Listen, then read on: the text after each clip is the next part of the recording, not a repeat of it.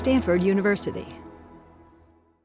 Well, welcome to lecture number 11 of Stanford CS193P. This is fall of 2017 quarter.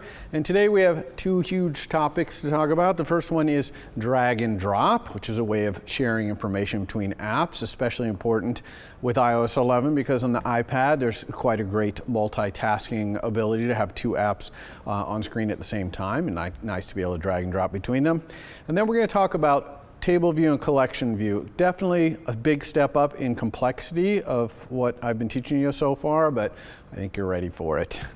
So drag and drop. What is drag and drop about? It's very simple. You literally just press and hold, okay, which we call a long press on iOS, on something that can be dragged and start moving. And when you do, the operating system, iOS, is going to let you drag that thing around, and then you can drag it over things that might receive it and let go, and it drops them in there. Simple as that. You've seen drag and drop on the desktop all the time, so now we have it with multitasking. What's really incredible about the way they did drag and drop is that while you're dragging and dropping and you're dragging the thing around, you can use your other finger and still completely use your UI however you want. Okay, so drag and drop does not interfere with the operation of your iPad at all, okay, which is quite amazing because you could be in the middle of a drag and say, oh, well, actually, I need to navigate to this other part of my app to drop that, and it'll work. And it's kind of the value of having multi-touch, multi-fingers.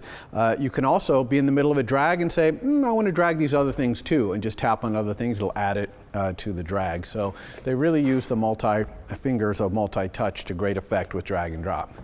So how do we implement drag and drop? What do we do in our code if we want to participate in drag and drop? The real gateway to making this work is through these things called interactions, okay? So drag and drop is a view thing. It's a UI view thing. In the same way that gestures are kind of a UI view thing, you can sort of think of drag and drop as just another really powerful gesture if you want, but you don't enable drag and drop by adding a gesture recognizer. Instead, you do it by adding a drop interaction or a drag interaction. But it looks almost exactly the same as adding a gesture recognizer. UIView just has this method called add interaction, and it takes either a drag or a drop interaction that you create. And the drag or drop interaction is created really easily. It just has one argument to its initializer, which is a delegate. And then what's going to happen is when a drag or a drop, or both, you can have a view be both, starts, the delegate is going to start receiving some messages, and you have to respond to those messages that are sent to it if you want to participate. And those messages are really easy to respond to. So let's take a look at that. Let's first look at being a drag person, a view that has something in you that you want to drag into other apps. Once you register that drag interaction on your view, then when the user does that long press and move, which looks like a drag, a drag with drag and drop, you're going to get this message, drag interaction, items for beginning. Okay, and this is really simple. You're just going to return an array of the items you're willing to have dragged from your view. Okay, so what does a drag item look like? Well, a drag item really only has one important thing, which is what's called an item provider. Now, an item provider is just something that can provide the data that's going to be dragged. And you might ask, well, how come the drag item just doesn't have the data, okay, the thing you want to drag? And the reason is it might be expensive for you to create that data. Okay, maybe it's an image or something you have to load up for some reason or do something else. So drag and drop is completely asynchronous. Okay, you start that drag and it's really lightweight and it's dragging around and almost nothing is happening as this happens. But then when the drop happens, then if you're an item provider, you have to actually, okay, give the data out, okay, even if that takes a certain amount of time. So that's why we've added item providers. Now, luckily, there's a lot of built-in item providers, classes that already exist in iOS that are item providers, like NS attributed string. Okay, so you can pick up pieces of text and they'll drag around with their fonts and everything. There's also NS string, which is text without the fonts. UI image, of course, you can pick up and drag UI images around. NS URL, that's a really nice one. You go into a web page, you pick up a URL and drop it. Maybe it's a reference to an article or a URL for an image like we're going to have in the demo that we're going to build, etc. UI color, map item, a contact from the address book, a lot of things you can pick up and move. These are all item providers. Okay, so to create a drag item, you just create them with this NS item provider and provide the object that is going to provide the data. Now, of course, you could write your own item provider that provides your own kind of data, but most of the time you're just going to use these nice pre-made ones. There's one other thing in a drag item, which is for local drags. Okay, drag and drop can work within an app and between apps. It only works between apps on iPad because you can only get 2 apps on screen at the same time in iPad. But on iPhone and iPad, you can do it inside the app. And if you're drag and drop inside the app, then you can kind of short circuit all this item provider business and just use this little var local object in your drag item, and that'll just mean you're dragging this local object, and that local object can be anything. It's of type any, so you can put anything you want there and use drag and drop to drag anything in your app from one place to another. Okay, so that's getting a drag started. You just got to provide this items for beginning array, and that's it.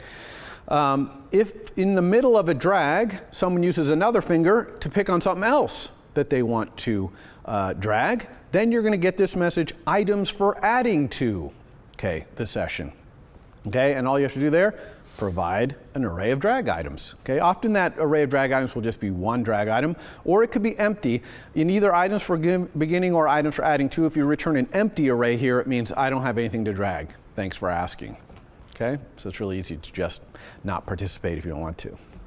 Okay, so that makes the drag start, and that's it. That's all you have to do to be a drag source. Okay, now what about accepting a drop? Okay, so now you're on the other side of the drop. Someone dropped it on you. Well, this is a kind of a multi-step process. The first one is you're going to get this message sent to you. Again, this is if you've add interaction, UI drop interaction to a UI view. You're going to get this message when a drag starts heading your way, which is can handle.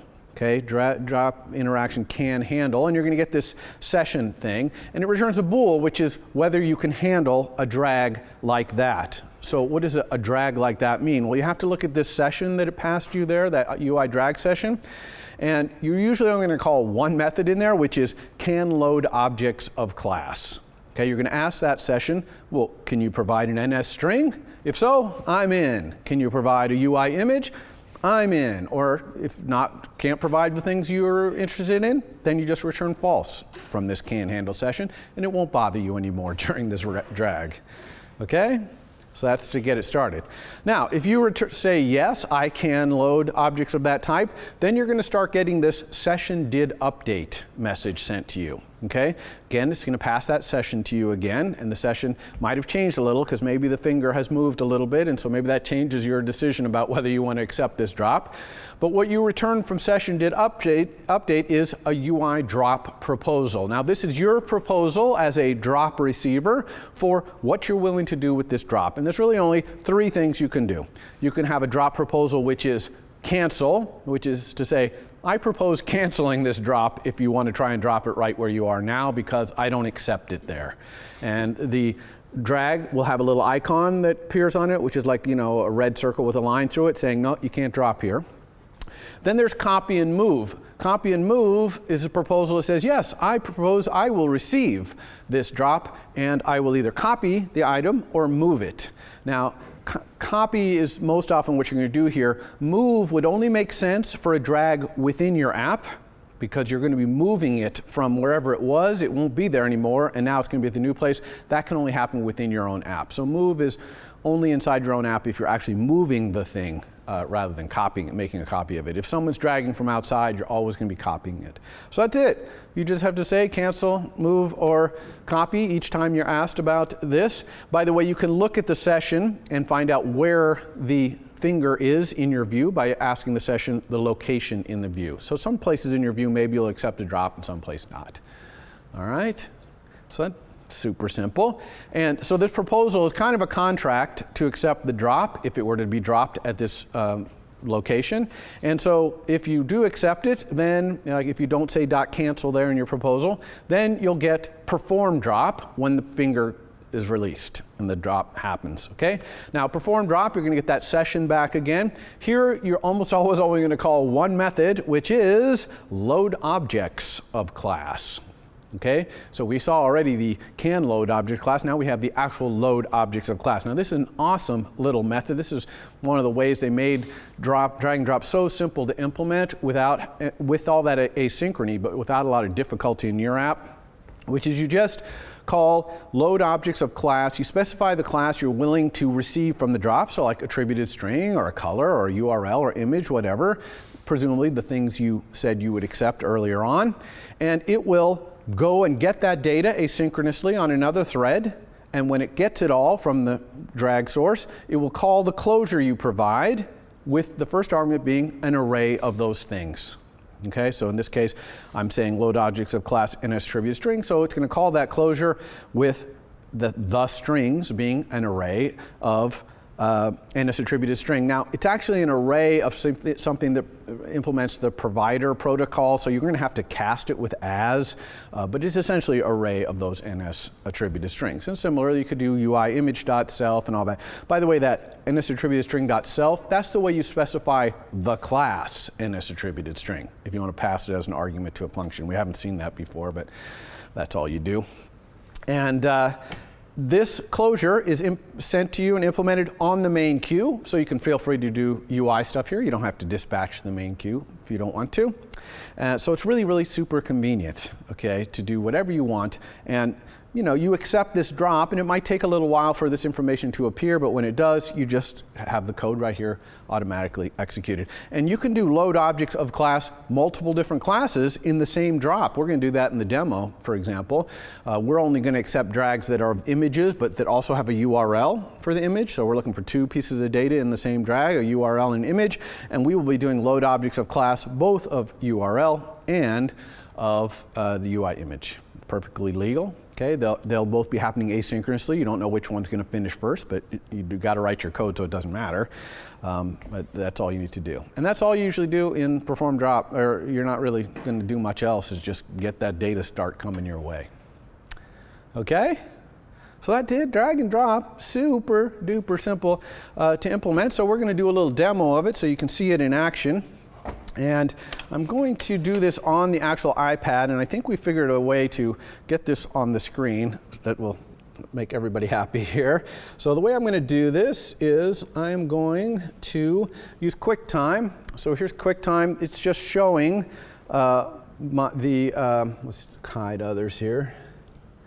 Okay, so this is just showing my iPad. So this app that we're going to build, we're actually going to build this over the course of this week and next. It's called Emoji Art, and it lets you build a nice little artistic painting, if you want to think of it that, by using emoji. Okay, so we love emoji in this class. As you know, this is Emoji 101. And so how does this thing work? Well, it uses multitasking, both to drag and drop the emoji and also to go find an image to be the background. So let's see how that works. So if you haven't seen the multitasking UI in iPad, you just swipe up from the bottom, okay? And when you do, you can see all of your apps if you swipe all the way up. You can also pick your favorite apps. I just picked the one on the right there, which is this one. And if you want, you can swipe up to bring this up, and you can take a second app. I'm going to do Safari here, and you can pick it up and drag it and actually have it be side by side. So now I've got both these apps running at the same time, side by side. I got Google up on the left. So I'm going to use Safari here to find a nice background image for the picture. So I'm going to draw, let's draw something nice. How about countryside cartoon? I think gives some pretty cool images. Yeah, here's some images. We'll view these images. So here they are. So I can kind of scroll through on the net here, try to find some image that I like. I don't really like much of these. Let's see. What do we got? Yeah, maybe something like, how about this one right here? Okay, so I'm just going to press and hold. Look what happens when I press and hold. You see, I'm picking this up. I can drag and drop. And when I drag over into my view over here and drop it, woohoo, that image appeared in my app. Okay? And we're going to do that part of it today. That's the demo we're going to do today. Now, this app also has, on the left here, a table view with the documents. So I'm currently working on untitled document here. I can add new documents by pressing plus, okay, or go back to my document here. I can also drag these emoji from the top down. So I'm going to pick the B here. I'm pressing and holding. Look, I'm doing drag and drop again. Notice I can use it to reposition the B in this thing at the top. This thing at the top is called a collection view, okay? And that's, so we're going to see both table view and collection view in this app that we're going to build. And I can also pick up the B and drag them down here into my Emoji Art document. I can get a couple of B's here. Okay, I can select the B's and make them smaller, let's say. Have a bunch of B's there. Maybe someone rode their bike out here, okay? That a little smaller. Maybe an apple fell off this tree. We can zoom in, for example, really close here to maybe make this apple really small. It didn't fall far from this tree right here. Okay, and we can zoom back out. So basically we can build ourselves a nice image here with our emoji art editor. Okay, so that's what we're going to build. We can also do things like add more emoji. So we click on here to add more emoji. I can bring up the emoji and, I don't know, put some farm animals here. Or I can't even, here isn't a farm animal. Add those and just put these into my row. See, I've got it right there, and I could pull these out. Okay? So that's what we're going to build. Pretty cool app, lots of pieces to it. We're going to start out by building this thing where we can pick up an image and drop it in here, right? So pick up an image, we can even replace the image we have or whatever, okay? So how are we going to do this? All right, so we're going to create a brand new Xcode project. Okay, single view app as always. We're going to call it Emoji Art, right? We're going to put it where we put all our apps, of course. Here it is. I'm going to go and clean up a little bit here, move these things out of the way as I want to do. Put that in supporting files so that you can see exactly the files we're working on. Okay, I'm going to delete this generic controller that was given to me and just move that into the trash. Here's my storyboard right here. Of course, we need our own custom controller and our own custom view actually for that emoji view. So I'm going to create those right off the bat. Okay, I'm going to create a new file, which is going to be a custom UIView controller. UIView controller. I'm going to call it my Emoji Art View controller. Okay, there it is. This is going to be the main view controller of that thing that does all the stuff that we were just talking about right there. I'll go to my storyboard and make sure that I remember to set this thing's identity to that. So we'll go to Identity Inspector and make this be an Emoji Art View controller. Right there. I'm going to do all this stuff on iPad since this is going to be an iPad-only app, right? It relies on drag and drop, so it's an iPad-only app. Actually, let's even make it landscape. I think it'll fit a little better as we're doing stuff here. Okay, so here is our nice UI. Now we need a custom UI view to accept all those drag and drops and the view and all that stuff. So let's go do that.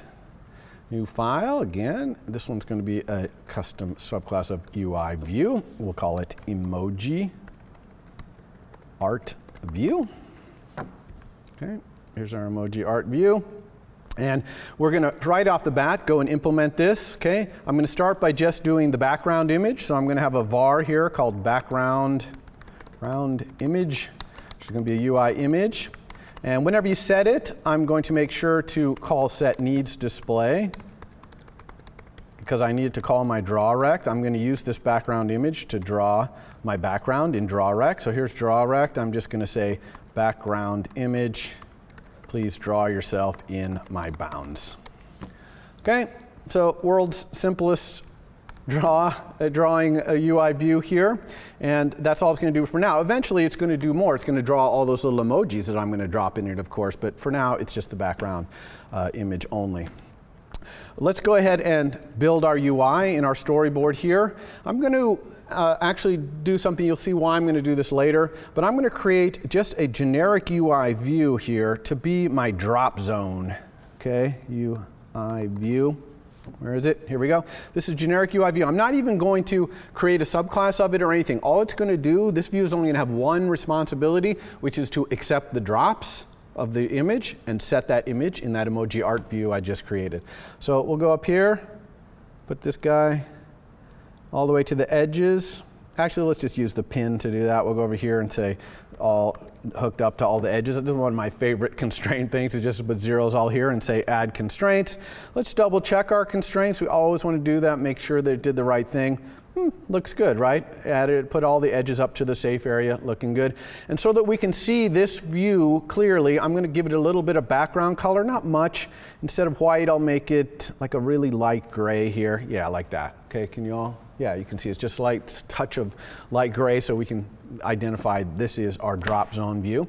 And then I'm going to put an Emoji Art View inside of it. So let's go do that. We know how to add a custom view, is add another generic view. But this one, we're going to go to our identity inspector here and change to be an Emoji Art View. This is how we make this be an Emoji Art View as opposed to being just a generic UI view. This one also, I'm going to use my favorite little constraint maker. Bloop, smash it, so now it's jammed up to all the edges. So now we've added the Emoji View. Let's go ahead and put outlets to both of those things. So I'm going to go over here and create outlets both to the drop zone and to that Emoji View. So it's kind of hard to get at those two things since they're right on top of each other. So again, we're going to use the document outline. The document outline is fantastic for getting at things that are hard to get at. There is another way, I'll remind you, Control-Shift and click. Okay, Control-Shift-Click brings up a menu, and you can pick the things that are underneath the mouse, even if they're inside each other, right? But I tend to prefer to use the document outline because it's just clearer what I'm doing here. So this top-level view is our drop zone. So I'm going to create an outlet to that by just dragging from the document outline into our view controller. Actually, before I do that, let's go over here and clean out this code in here so that it's a little clearer. Whoops, not clean out that much. How about this much? Okay, so I usually do that, but I didn't do it here. So this is my Emoji Art View controller right here. You recognize that? So let's go ahead and create the drop zone outlet. I'll call this drop zone. And again, this is just a generic UI view that I'm going to register that drop interaction with. And then let's also create an outlet to our Emoji Art View. That's just so I can set its background image when I want to. So Emoji Art View. Now, you might ask the question, why don't I just make the Emoji Art View be the drop zone? Okay, why do I have this separate drop zone thing? Well, that's because two reasons. One, I need to keep track of at the controller level what's dropped in, because I'm actually going to remember the URL of what's dropped in. Okay, and all the keeping track of the document, which we're going to do next week, has to happen at the controller level. We don't want the view doing that. And secondly, sometimes I'm going to eventually put this view in a scroll view, and it might be too small. It might not be filling the space anymore. And so I want the drop zone to be as big as possible. So when I drop stuff in, boom, it always works. Okay, so that's why I made those separate. But it's not really that big a deal, not really that much of a requirement to do it. I didn't want you to think there's some special reason like you have to make your drop zone be a separate generic view. You don't have to. All right, so right off the bat, when my drop zone is set up for me, I'm going to add that interaction. So I'm just going to say drop zone, add interaction, a UI drop interaction, because I'm trying to receive the drop of that thing. And all that we have to provide here is a delegate. And so I'm going to make the delegate be myself. So the controller is the one who's going to handle the drop delegate methods. And of course, we're going to have to say that we are a UI drop interaction delegate for that to work. Right? Now, all the methods in here, they're Objective-C methods. They all happen to be optional. So I implement this, but of course, I don't actually do anything. I'm kind of surprised they didn't make at least the can handle be required, but they decided not to do that. So that's all we need to do to make this drop work, though, is do the can handle, and then when the session updates and the perform drop, we have to do those three things to make it work. So let's do that. Okay, we got the can handle. That's this one. Okay, drop interaction, can handle session. So inside here, I only want drags that have an image and also a URL for that image. So I'm going to say return only true if the session can load objects of class NS URL. Notice that's NS URL. This whole thing is Objective-C compatible, and in Swift it's called URL. It's a struct, and in Objective-C is NSURL, it's a class. Now those two things are automatically bridged to each other, so you can always as one to the other, but here this is one of the few places in Objective-C where you have to use an Objective-C thing, and that's because we're specifying the class here, the actual class, right? We're not taking an instance where Swift can kind of figure out what you want. It's the actual class NSURL that we're talking about here. Okay, and we want the session to say it can load objects of class UIImage. Okay, so I want both the URL and the image, or I'm not interested in a drag. So if you drag an attributed string on me right now, I don't care. I'm only interested if you can drag something that's both an image and the URL for the image. Okay? Maybe that URL, maybe you would drag something that's an image and a URL, and it's not a URL of that image, but we're going to find that out. You're going to see here pretty quick. All right, so that's saying that we can handle a drag like that. So this is basically just saying, if you're not that kind of drag, then don't even talk to me. So if it is that kind of drag, then it's going to talk to us, and it's going to do this update session. Okay, this one right here, session did update, you see that? And all we need to do here is return our drop proposal. And so I'm happy to have something like that dropped anywhere inside of my little gray drop zone. So I'm going to return, oops, that thing right there, return UI drop proposal. And here the constructor here is operation. And the operation I'm going to return is .copy, because this is always being dragged from outside my app, so it's always going to be copying in. And there's no reason I would ever cancel it. I'm always happy to accept a new image. All right, now if someone lets go of the finger, I'm going to get perform drop. Okay, so here's the perform drop one. And in here, like I said, all I'm going to do is go tell the drag and drop system, okay, let that guy know I want the data and give it to me, and then call this closure. Okay, so I'm going to have session.load objects of class, and I want the NSURL ones. Okay, and here is the completion handler that gives me the NSURLs. All right, so this is, the completion handler means it's going to get called when it's completed going and getting the data. And then I also want to load the objects for UIImage. Okay, and give me the images. Now, what am I going to do with this URL and this image? Well, eventually I need to hold on to that URL because I'm going to create a document, which is an emoji art document, and its background is going to be a URL. Okay, because I don't want to store that huge image with all my documents. I'm just going to store the URL, and anytime I display the document, I'll just go get the image off the network. Okay. Now, my documents won't work if there's no network, but it's a design decision. So how am I going to do this? Well, to make this go a little quicker in here, I actually created a little bit of utility code, which you will, of course, be free to look at your leisure. We'll take a quick glance at it. And this utility code right here has a class called ImageFetcher. And all ImageFetcher does is it takes a URL, goes and fetches the image, makes sure it is an image, and when it's sure it's got an image, it calls you back with a handler that you give to it. Okay, so it's just kind of this asynchronous check and make sure this is actually an image. And it has this other cool feature where it has a backup image. So if I go out and fetch the URL and get it back and, whoa, that's not the URL of an image, then it uses the backup image. It creates a URL for that, a local URL in the file system, and then gives you that URL. So it's kind of a backup. And that's exactly what I want here, because I want to go fetch that image like of the countryside, and if I can get it, I'll use that URL, but if I can't, I want the image that was being dragged instead, and I'll create a local URL to it. So that's all ImageFetcher does. And to use it is super easy. I'm just going to create a var ImageFetcher, which is going to be of type ImageFetcher. I'm going to make it be an implicitly unwrapped optional. It's really only going to be active during this, while we're waiting for these things to come back.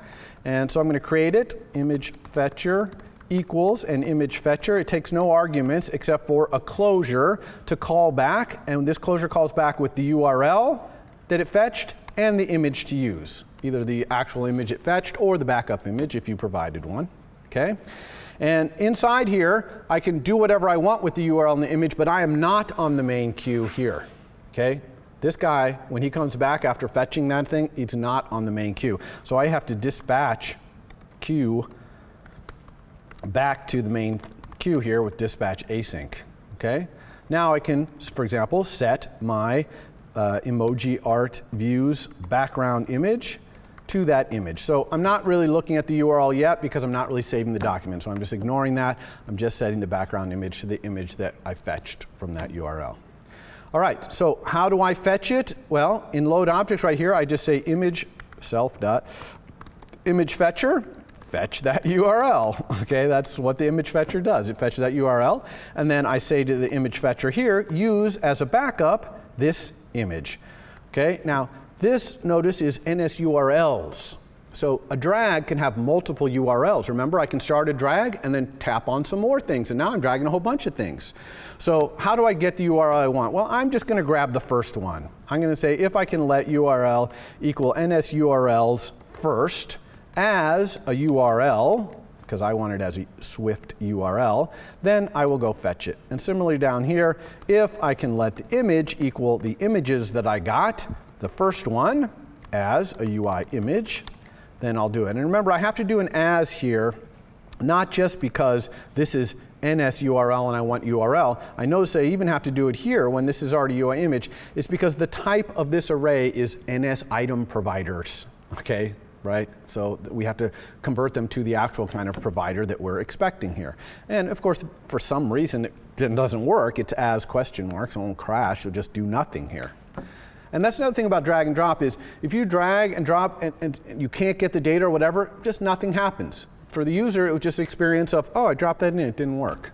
Maybe they'll either try it again or go try and drag and drop something else. So it's kind of a quiet, kind of not a noisy system where it's putting up a lot of alerts. Oh, drop failed, all this, and that's very disturbing to the user. Users will quickly move on if a drop doesn't work. Okay, so that's it.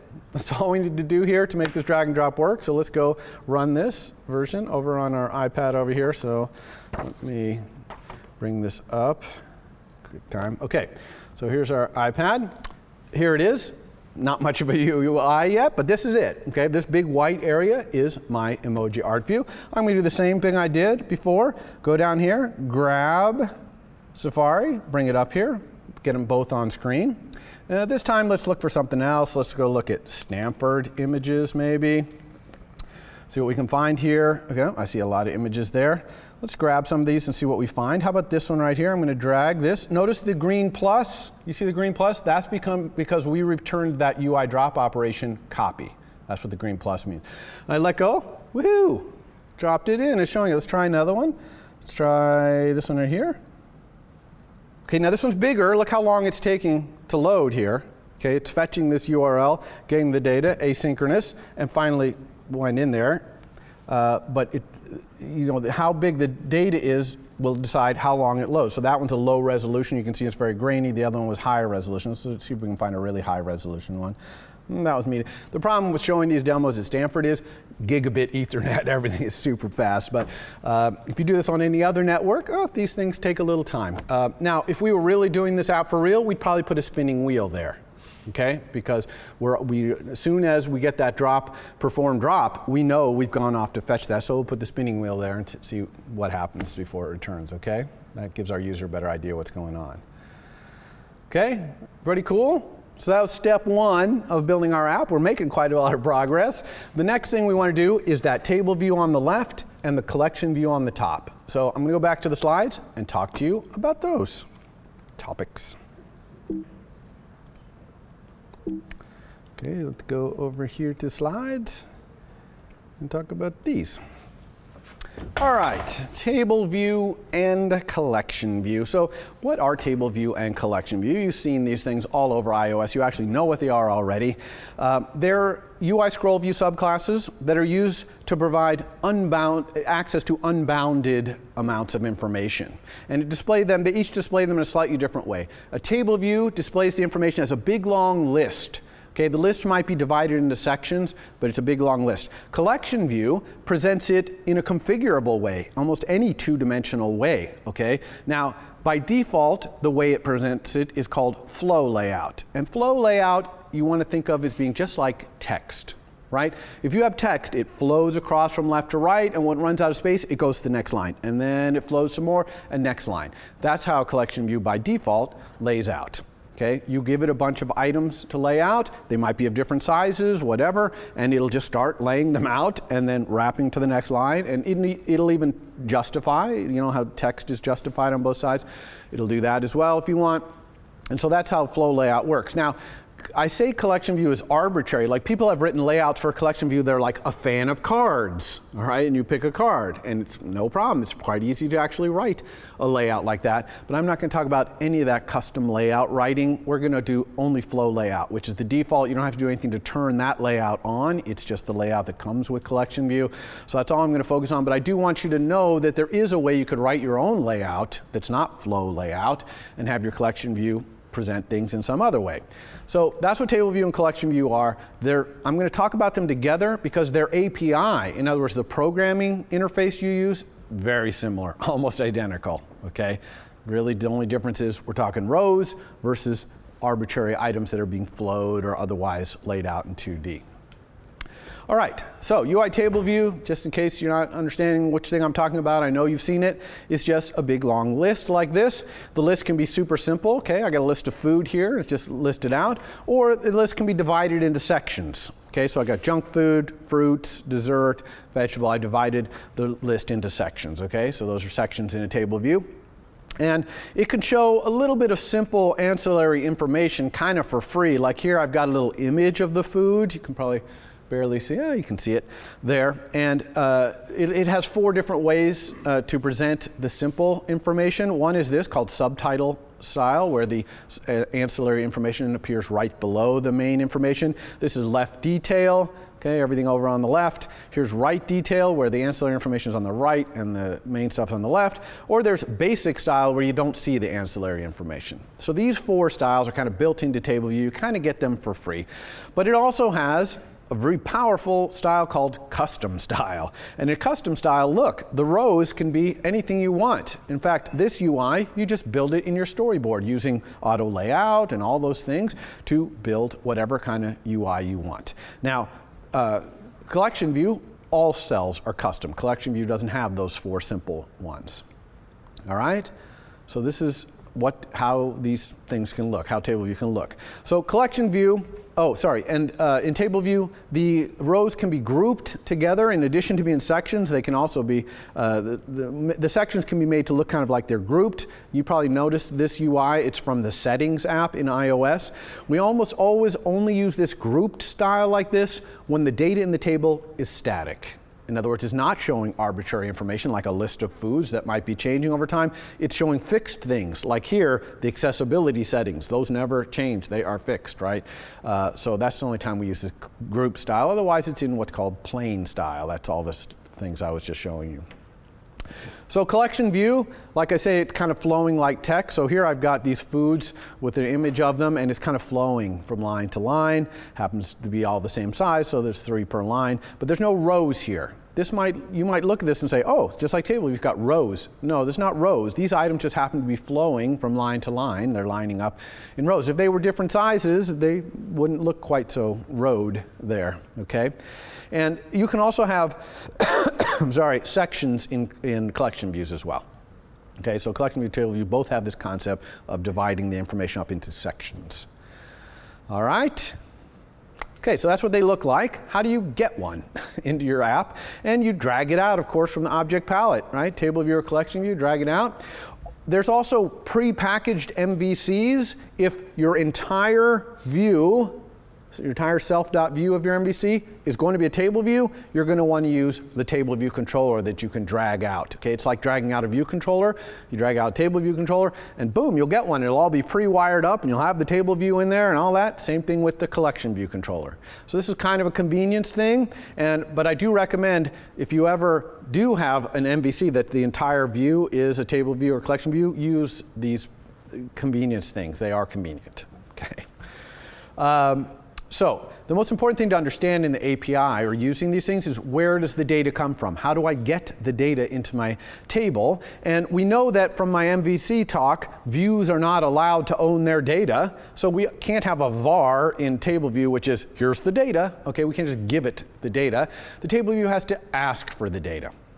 Okay, so it asks for the data in the same way as delegation. Okay, there's going to be a var. It's called data source. Both TableView and CollectionView have this. And that data source is, its type is a protocol. And in that protocol is a bunch of methods that ask for the data. Give me the data. Okay, they're just constantly asking for the data. That's how they get their data. Okay, and we're going to talk about what the important methods are in that data source protocol in a moment. And so then you're going to understand how to load up your table or your collection view. Now, table and collection view also have a delegate. That's a different var, okay? And that controls how the data is displayed, like how the collection view and the table view are configured, not what it's displaying, not the actual data, just kind of the how. All right? So you set these two vars to your controller 99.99% of the time. If you drag out those pre-packaged ones, these vars get automatically set for you. Okay? But the bottom line is that your controller is going to be answering all these give me the data questions. All right? So this give me the data protocols have many methods in them, surprisingly. You would think it'd not be that much, but there's actually, I think, over a dozen, maybe even 15 or more. But there's three super important ones, the three main give me the data ones, and we're going to talk about those three. And they're pretty much the same in both. I'm going to talk about mostly about the table view ones, but it's pretty much identical to collection view. And here they are. In table view and collection view, they both have number of sections. I told you that the information can be divided into sections, so of course it wants to know how many sections are there. Oftentimes the answer is 1. In fact, if you don't implement this method, that'll be the answer, 1 section. Everything's in one big section, all right? Second one is, okay, how many rows in each section? So it's just going to ask you for every section, how many rows in this section, how many rows section, or in the collection view section, how many items are in this section? Okay, that's the next question I'm going to ask you. So these two make obvious sense. Then there's the biggie, is getting the data in each row or for each item. Now, this one is quite flexible because the data you're going to present in your table view or collection view might be quite complicated. And so we're going to talk about this method in great detail here. Notice the argument, though, there, that green type index path. Okay? Index path is just a little, tiny little structure that contains the section and the row, or the section and the item. Okay? So it's just a way to combine the row, section, and row so that collection view and table view can ask you very simply, give me the data for this section and row. It gives you an index path. So nothing special about an index path. It literally just has vars row, item, and section. Those are the only vars that you're going to use when you use index path in these classes. Okay, super simple. All right, so let's dive into cell for row and index path. I'm going to do the table view one, like I say, but it's the same for collection view. It's just called cell for item at index path. Okay, so this method is going to return a UI view. You see that red thing, UI table view cell? That is a subclass of UI view. This is the view that's going to be used to draw the row or the item in a collection view. Okay, super duper simple, right? Okay, but it's a little bit of complexity here because of this first line of code. This is always going to be pretty much the first line of code in your cell for row at method, which is DQ reusable cell with identifier for index path. Now, what the heck does all that mean? DQ reusable cell with identifier. So let's break down that line and understand what's going on there. First of all, let's understand reuse. If I had a table view with 10,000 things in it, let's say all the songs in my iPod library, okay, 10,000 of them in there, and I had 10,000 views, each of which might have, you know, the album cover art and all this thing. Imagine that would just be ridiculously inefficient. 10,000 UI views, all populated? No way. So the table view actually only creates these UI table view cells for the visible rows. And as you scroll through and they fly off the top, it reuses them and puts them on the bottom. Okay, so it's constantly reusing these views as you scroll through your data, which makes perfect sense, right? For efficiency, that's exactly what you want to do. So when things fly off the top, no longer in view, the cell that was displaying them, the UI table view cell, which is a UI view, it goes into a reuse pool. And you get things out of that with that method, DQ, reusable, whatever, right? Okay, it gives you a cell out of it. But what if that pool of reusable things is empty? Like, let's say your table just came on screen. Well, obviously there's none in there. So then what happens? Okay, when you DQ reusable cell, you still get a cell. Where does it come from? Well, the answer is it's created by copying a prototype that you create in your storyboard. Okay, so you're going to build this cell with all the labels and buttons and images that you want, build it right there using auto layout in your storyboard, and then it's going to make copies of that every time it needs one, and it can't reuse one. Okay, so that's how this is going to work. And here's an example of it. So this is a screenshot from my storyboard. This is like the top of my TableView controller right here. I've got two cells here, two prototypes. The first one is just a basic cell. Okay, and the second one is that complicated one I showed you that's got the image and the category of the food and the name of the food and some details about the food, etc. Okay, so these are two separate prototypes in here, and for each of them I'm going to set their style and also give them an identifier. You see how the top one has the identifier food cell, and the bottom I gave it the identifier custom food cell. So this is just a string that you're going to use to identify which cell you want when you're DQing a reusable cell. Okay, so when you DQ a reusable cell, it'll never reuse one of the wrong type. It's only going to reuse the one of the type you want, and if there are none to reuse, it'll make one by copying what you see here. Okay, all the views in there, the image view and the text views, will all be copied, okay, for you to make another row. Okay, so now you understand this yellow line, right? DQ reusable cell with identifier, that's like food cell or custom food cell, says which of the prototypes you want. And of course, for index path is the index path we're at, okay, because we're being asked to create something for that index path. Okay, got that? All right. The fact that these cells are reused, notice red, the fact that these cells are reused has big implications for multi-threading. Because you might have an image in your row and you have to go fetch it. So you fire off some fetching thing on another thread to go get something off the internet. It's taking a long time. Meanwhile, the user flicks and scrolls that cell away and it gets reused. And now it's showing something else. And then here comes the image back. Well, if you're not careful, you'll blast that image from the other cell into the new one. Do you see why you're going to do that? So when that image comes back, you got to make sure, oh, is this cell still showing the thing that I made that request for? Okay, we talked about this all the time with multi-threading. When it comes back, you got to check to make sure the world is still what you thought. Well, this really happens a lot with these cells because they're constantly flying around and getting reused. All right. So now that we know about this, we sometimes will have a line like this in our thing, which is let the prototype, which is just a string here, equal some decision, some code that makes a decision, either a food cell or a custom food cell. So that decision right there, it might be made on what index path you have, like which section it's in, or maybe it's based on the data that's going there, like maybe some fruits we have detailed information about and some foods we have detailed information about, some foods we don't, right? So we're going to use the detailed one, custom food cell when we have the information, and food cell when we don't. You see how we can just decide right here which one is appropriate, and then we dequeue that one to get the right cell. Okay? All right. Now, we got the cell. It's a TableView cell, UI TableView cell. Okay? They got dequeued. How can we configure the cell to have the data in it? Okay, well that depends on whether it's one of these basic four, like subtitle, left detail, right detail, or basic, or whether it's a custom cell, like the one with the Apple image and all that. So let's look at the basic ones. That one, basically TableView cell has a couple of outlets on it called text label and detail text label that you can just set, okay, for the defaults. It also has another one called image view. A little image can appear on the left of the cell. So if that's good enough for you, then you can just use those outlets and you're good to go. Okay, so you just set, this is just a UI TableView cell is just a view, okay? It happens to have outlets. It's a view with outlets, and we're going to talk about that in a second because we've never seen views with outlets. Only controllers have had outlets up till now. Okay, but if that's not good enough and you need something complicated like that detail Apple cell that we had right there, then you're going to have to make a custom subclass of UI TableView cell. Okay, and let's see why and how we do that.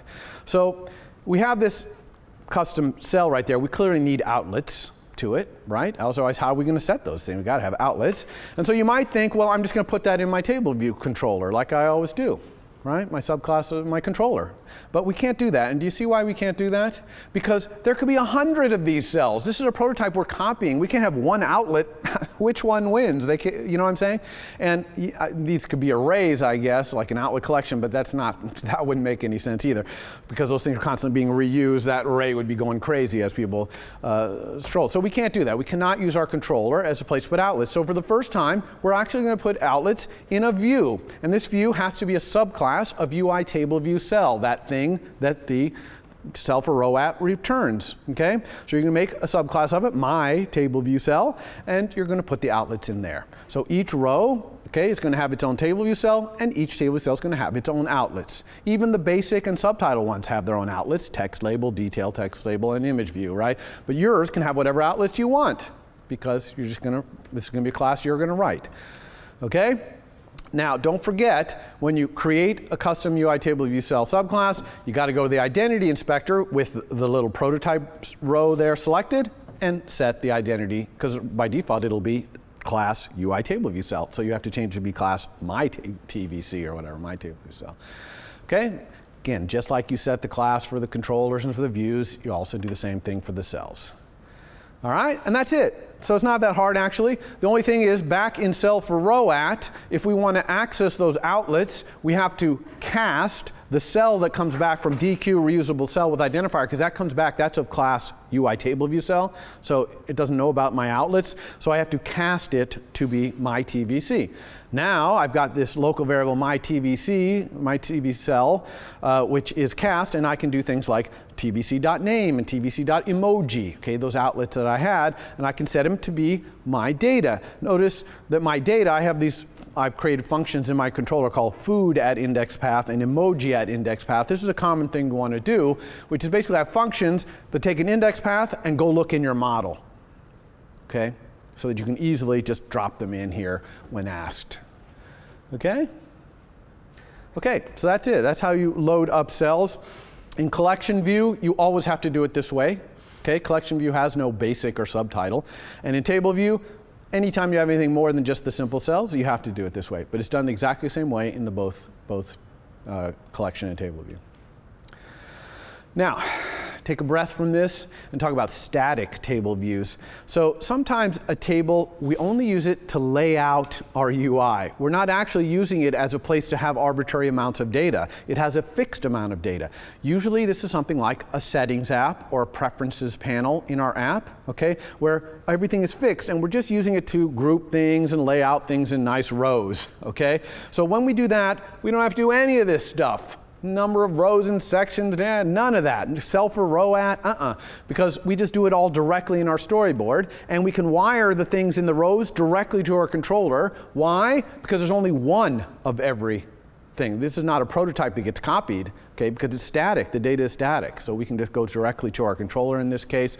It's quite easy, and so it's not uncommon to use this. And the way you do this, kind of make a table into this, is you go click on the table in Storyboard and change its content right there to static cells.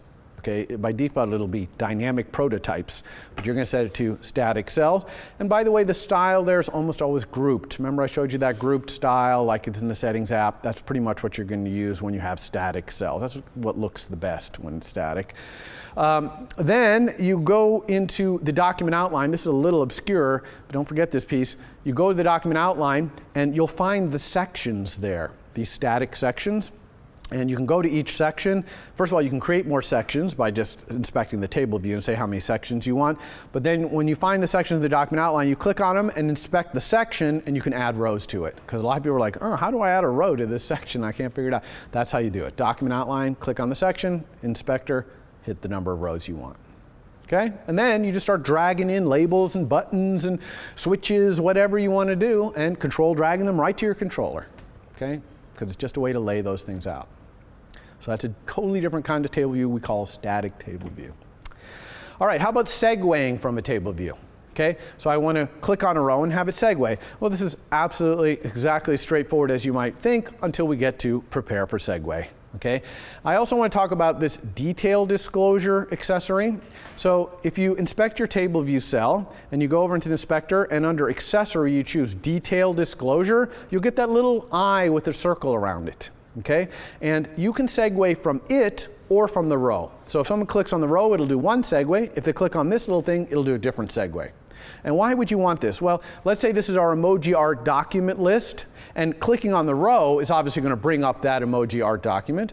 Maybe clicking on the little eye segues to a different MVC, which lets us maybe change the name of the document, who authored it, when it was last created. You see what I mean? Kind of meta information about the document. So you can have both of those things segueing going on.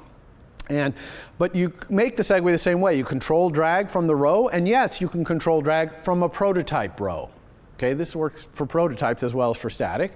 So you just control drag, and when you let go, you can see that you can set the segue for your main row, and you can also set the segue for that little button, that little accessory button, the little eye with a circle around it. Okay, so that just sets up normal segue, okay, or possibly two segues if you have that little eye. And then you inspect it, you set its identifier like we normally do. I'm going to call this my ABC segue. And then you prepare. And that's where it gets a little interesting in the table view, because if you're segueing from a prototype, you got to know which row that is when the segue actually happens. Okay, so here's how we do that. Here's prepare for segue. The key to this is the sender argument to prepare for segue, which, remember, that was like a button. If we clicked on a button to segue, well, if you click on a row, it's the UI TableView cell. Okay, so you need to figure out from the UI TableView cell which index path is this, so that you can go get the right model data to prepare the thing you're going to. And so the way you do that is you first cast it to be a UI TableView cell, or a subclass of it if you have a subclass of UI TableView cell right here. Then you call this very important method in TableView called index path for cell, and it will return an index path, i.e. the row and section, for that given cell. Okay, notice that you can't pass an any to this, so you can't say index path for sender. You have to have casted it first to be a UI TableView cell or subclass thereof. Once you get the index path, then you can go ahead and do your normal thing where you get the destination as the MVC you're segueing to, and then you get from your model somewhere, you get the data based on the section and row, and then you assign it to the public API of the MVC you're segueing to, okay? So that's the magic of segueing. The sender is going to be a TableView cell. You need to go index path for cell to find out which index path. Then you can segue. What about segueing from a collection view item? Okay, so in a collection view item, this is actually best done with target action, kind of. A collection views delegate has a method in it which is called every time an item gets touched on. It's called collection view did select item at index path. All right, and from here, use perform segue, and then prepare normally. Now, when you do perform segue from here, probably the sender, that any, you're going to specify something that makes sense to you and use that in the prepare. Okay, so that's the way to segue from cells in a collection view. You could use that same strategy for UI TableView, by the way. There's no reason not to use the exact same thing. In fact, some people do TableView once by implementing TableViews did select row and index path and passing the index path as the any. Okay, so now you've got the index path. You don't even have to do any of that index path for cell business. That's perfectly reasonable too. You can do that if you want. All right, something to think about with these table and collection views is what happens if your model changes, right? You've got this table view showing all your songs in your iPod, and then you add a song somehow. It's got to update, okay? Or a new food gets discovered or something, and our food list has to change. So what do? Well, there is a method in TableView and collection view called reload data. That will cause all of those methods, number of rows in section, number of section, a table view, give me the table view cell. It'll call them all again. Okay, for all the visible cells, it'll go get a new table cell, just reload your whole table basically. It's a little heavy-handed. It's not too bad because it's actually only going to call that get me the cell for row and index path thing. It's only going to call that for the visible cell, so it's not too bad actually. But there are finer grained ones like reload rows at index paths. It gives an array of index paths and you can reload just those rows, and collection view has similar things. It's not, it's not so bad to do reload data, but you do have to think about the fact that if your model changes, you got to update your table. Okay, you don't really want your table or your collection view to get out of sync with your model for very long. You want them to stay in sync.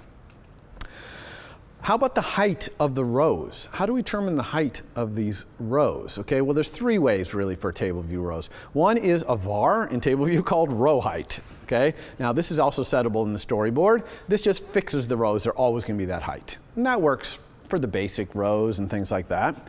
Second one is setting the row height using auto layout. Okay, so you got a complicated thing, and maybe sometimes there's a fruit has a lot of detailed information, so the cell needs to be big, and sometimes the fruit has very little and the cell will be small. So you set up your auto layout properly so that it's pushing out on a generic view. So you're going to put a generic UI view as the top level view in your row, and then put all your stuff inside, and then have constraints that push that thing out, push that generic view out. Okay, and then have the generic view pinned to the edges of the row. Okay, and if you do that, then TableView will be able to come along, auto lay out that thing, and it'll know what size it has to be. Okay? So to do that, you set the row height, instead of to a number, you set it to UI TableView automatic dimension. That's a special value that lets it know to go do that auto layout thing. As you can imagine, that's quite expensive. Okay? You're not going to do it 10,000 times for your iPod library. So you also want to set an estimated row height, and the estimated row height just tells TableView for the cells that aren't on screen, assume they're this big. Don't go auto layout them. Okay? So that's something to consider. Another way you can set the height is by implementing this method, TableView height for row at index path.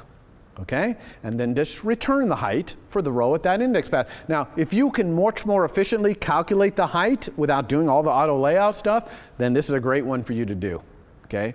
Maybe you know that certain cells are one height and certain cells are another height, and that's it. Just one of these two, and you can return which one it is. All right? Or maybe all your cells are the same height and it's just more convenient to calculate it and return it here. That's perfectly fine. Collection view has a similar thing. The only thing about collection view is one, which is size for item at, because remember, this items are rectangles in the collection view, not rows. They don't have height, they're rectangles. The only thing about that is notice this extra little argument there. Besides size for item at is layout collection view layout right there. That's the magic thing that's doing the flow layout by default. But if you provide a collection view layout, you can do other kinds of layouts.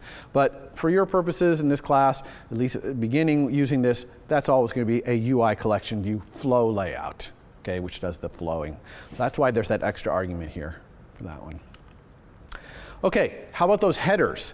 Okay, to put the headers in there, remember, you know, like junk food and then desserts and fruits and vegetables. Those headers in TableView, super easy. You just implement this method, TableView title for header and section. It returns a string and just puts it in there. Couldn't be easier. There is actually another one that returns a UI view. So you can actually have your headers be UI views with anything you want in there, okay?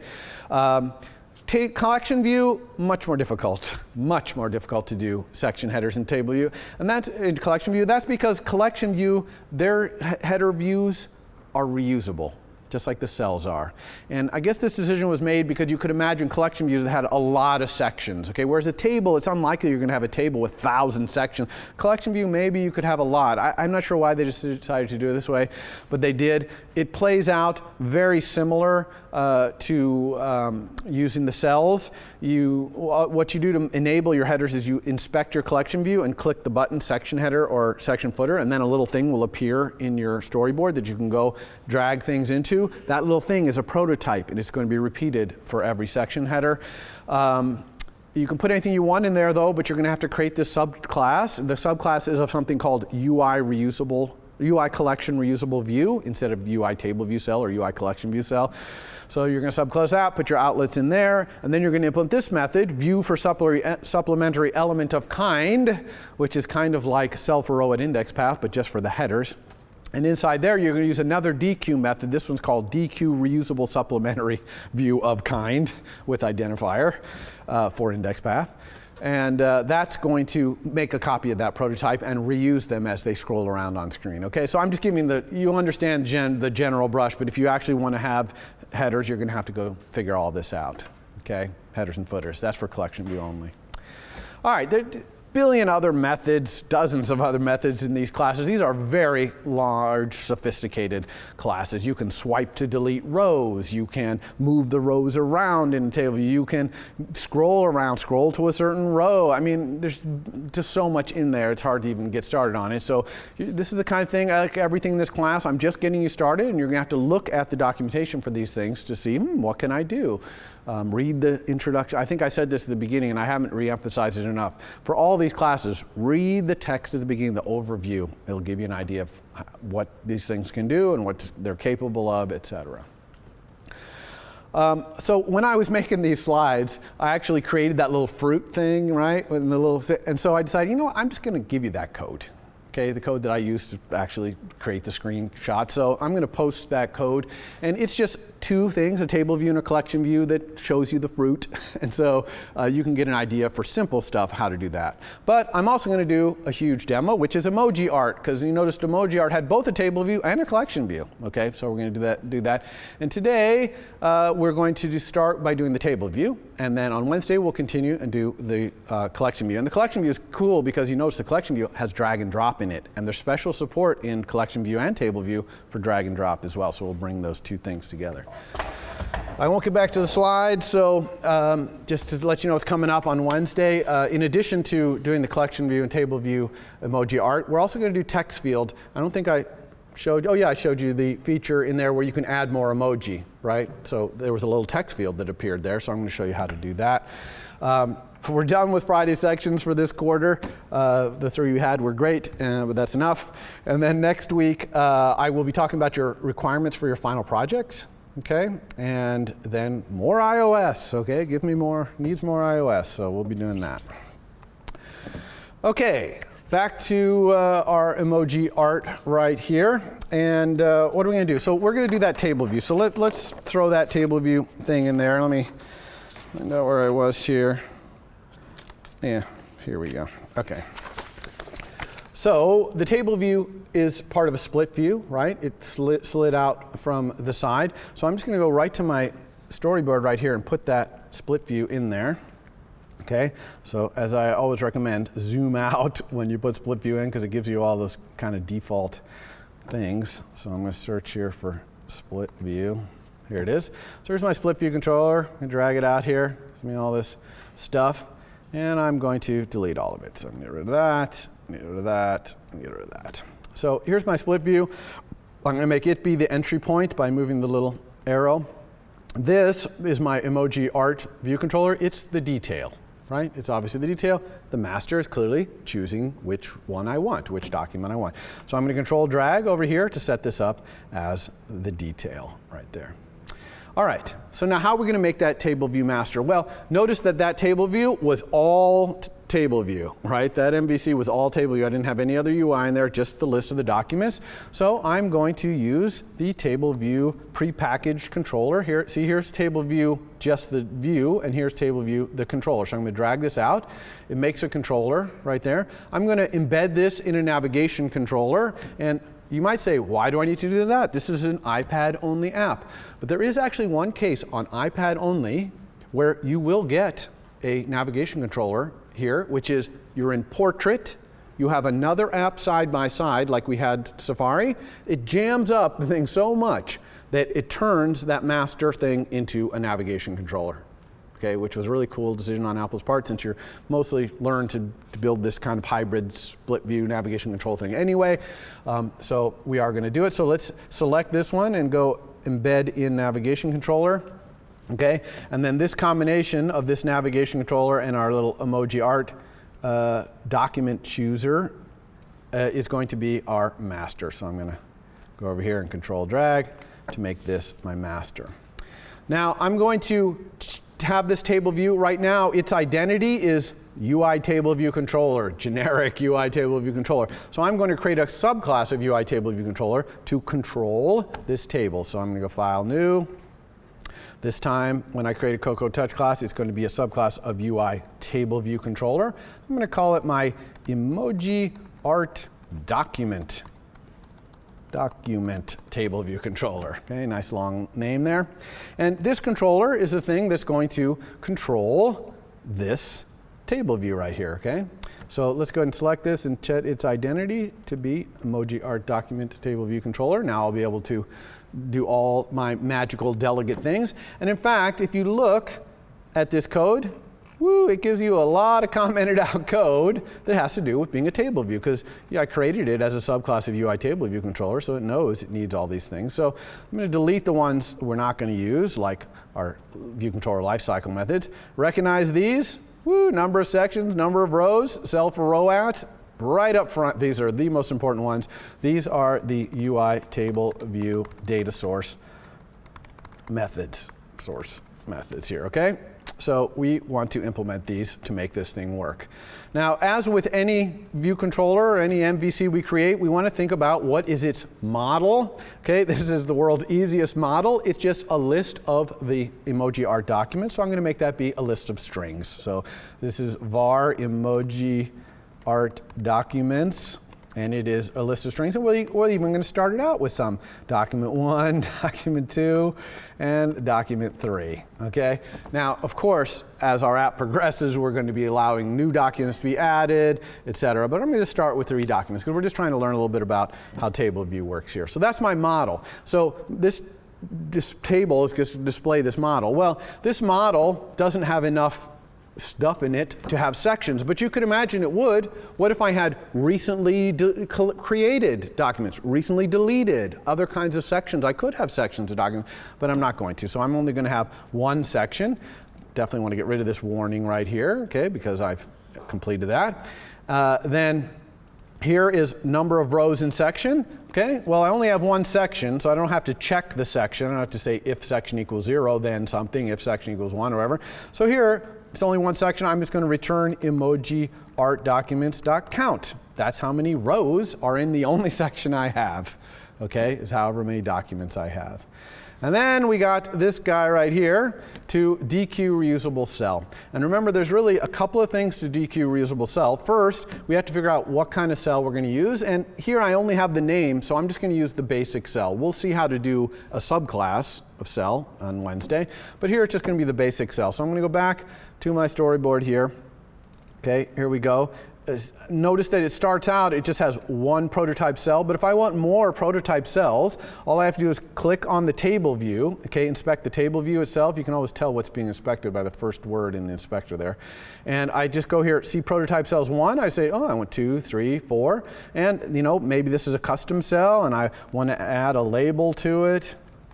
Right, drag this label out, put this in here, do auto layout, control drag, okay, all that stuff. I can build whatever UI I want in here, okay? But if I do that, I'm going to have to make a custom subclass of UI Table View cell to have outlets to all this stuff. Okay, but I'm not going to do any of that yet, so I'm just going to have this one. So I'm going to go back here to my table view and say table view. Sometimes it's hard to click on the controller versus the table view versus the cell. Don't forget about shift click is a good way to do it. Okay, or you can always resort over here to your document outline. So I'm going to go back down to just one cell right there. By the way, here's where we set static versus dynamic. All right, so I have this one. I'm going to have it be a basic cell. I don't even have enough information to be a subtitle cell, right? I don't have any detailed text information. I just have the name of it. So that's all I'm going to do, have this basic cell. But it's got to have a reuse identifier because we got to, when we create the initial ones, it's got to know what prototype to copy. So I'm going to call this my document cell, okay? That's what it's a cell that represents a document right there, okay? And so that's good. So let's go back to our code right here.